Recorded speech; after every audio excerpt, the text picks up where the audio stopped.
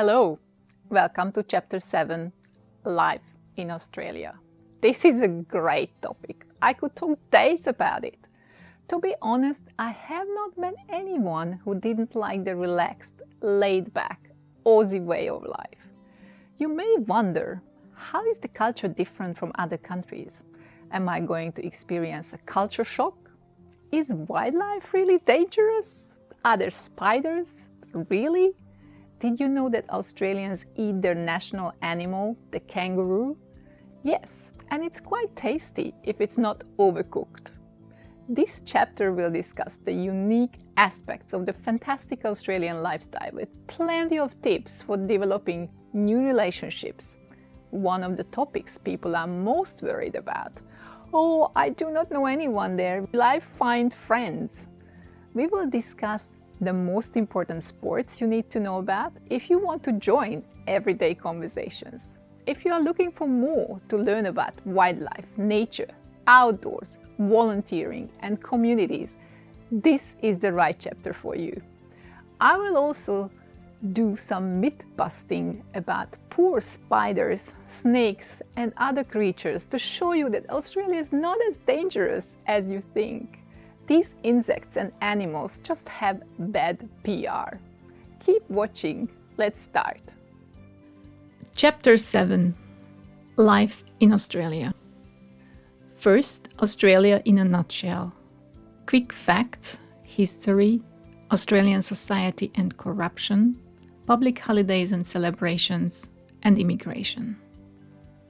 Then we will touch on Australian culture and mindset, culture shock, and how to build relationships. We will talk about everyday life in Australia, the great outdoors, movies to learn more, volunteer work, and sports. We will also mention animals and danger zones. And finally, a summary. Australia in a nutshell. Quick facts. Australia is a stable democratic country, with lots of different nations coming together and forming a multicultural society. Nearly half of all Australians were either born overseas or have at least one parent who was born overseas. This led to great cultural diversity. Quick facts about Australia. It has an area of 7,617,930 square kilometers. It is the largest island in the world, however the smallest continent. The capital city is Canberra, established in 1908 after Sydney and Melbourne were both keen to get the title but could not decide. Finally, neither of them succeeded and Canberra was created as a compromise. Australia has 6 states: New South Wales, Queensland, South Australia, Tasmania, Victoria,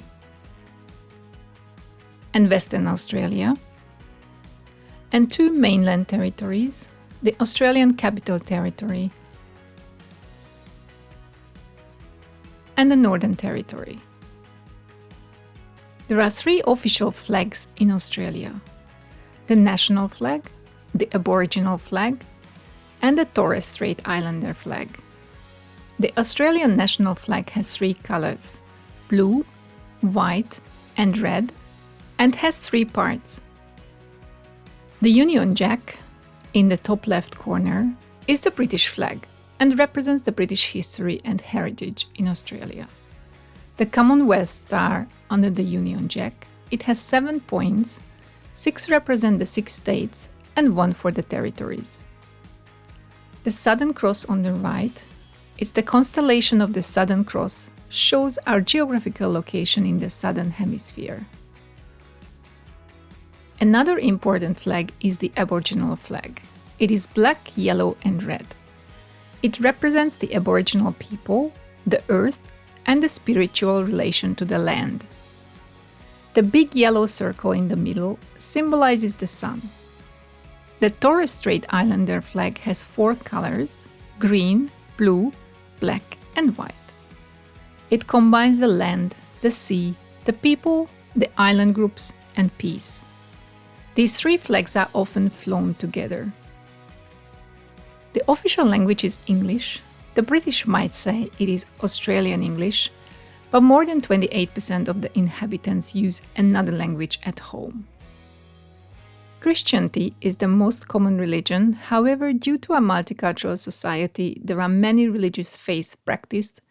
Examples include Buddhism, Hinduism, Islam, Sikhism, Judaism, and more.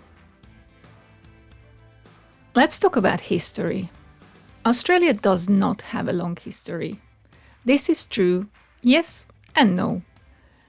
Aboriginal people have lived on this land for more than 50,000 years before the Europeans set foot. The first fleet arrived in 1788 from the UK. They established a penal colony on the Australian mainland. During the following centuries, the British created additional colonies on the continent. If you are looking for historic buildings, you will not find older than 240 years old constructions. Aboriginal culture is an essential part of Australia. You may not believe, but it is true, it existed long before Stonehenge, well before the pyramids, and is older than the Acropolis. You can experience colorful rock art, crafts, music. You can visit Aboriginal graving sites or taste the bush tucker, which means native bush food. Australian society and corruption. Australians are laid back, have relaxed attitude both at work and in their free time. They are open and welcome immigrants. They like experiencing other cultures, and they like if foreigners learn about Australian culture, customs, and habits. Key values are freedom of religion, parliamentary democracy, equality of men and women. Australia provides equal opportunity for everyone, regardless of their race or ethnic background, and compassion for those in need. Australians are loyal to the country, the culture, and the society. Corruption in Australia is very much uncommon. Australians and the immigrants are law-abiding citizens. One of my favorite stories is when the New South Wales Premier resigned in 2014 because it came to light that he accepted an expensive bottle of wine. It is good to be part of a society where they pay attention to matters like this. Australians do not break the law. They pay tax and are not looking to find alternative creative options to avoid tax. Public holidays. We discussed in our work and job search chapter that you are entitled to have 20 days paid annual leave if you are a full-time permanent employee. On top of these 20 days, there are paid public holidays. The number of days is slightly different in each state. It varies between 11 to 13 days. If these paid public holidays fall on the weekend, then usually the following Monday is the day off. There are some common public holidays that are the same in each state, for example, Christmas, New Year's Day, or Australia Day. Let me highlight a few important public holidays. Australia Day, the 26th of January, we celebrate the 1788 arrival of the First Fleet to Australia. Today, this day reflects a diverse culture and society and the history of Australia. It recognizes the Australian of the Year and some other community awards. The day is filled with festivals, concerts, citizenship ceremonies across whole Australia. The other one is Anzac Day, 25th of April. Originally, this day commemorated the Anzac, Australian and New Zealand Army Corps, who served in the First World War. Today, it is a National Remembrance Day of everyone who served and died in any wars or during peacekeeping operations. King's Birthday, This day celebrates the birthday of King Charles III, who is the King of Australia and many other Commonwealth countries. It is strange, but the day is different state by state and does not match the real birthday of the King. Labor Day. This is like International Workers' Day, and the date is a moving one too. It varies state by state. It celebrates the achievements of the labor movement in Australia. There are other public holidays that are specific for a state. For example, Melbourne Cup, which is a horse race and is a public holiday in Victoria. This is the race, however, that stops the nation, even if it is for 3 minutes only. At 3 p.m. in the afternoon, when most of the nation is eagerly watching the 3,200-meter race. The majority of the population places bets on the race. The streets will be empty, and even if you are at work, people usually dress up in formal race wear, including elegant hats and feathers. Immigration. Why is Australia popular? Australia is an immigration nation. Skilled immigrants form an important part of the society and the economy, and there are not too many countries around the world that offer so many fantastic opportunities for newcomers. Our own experience.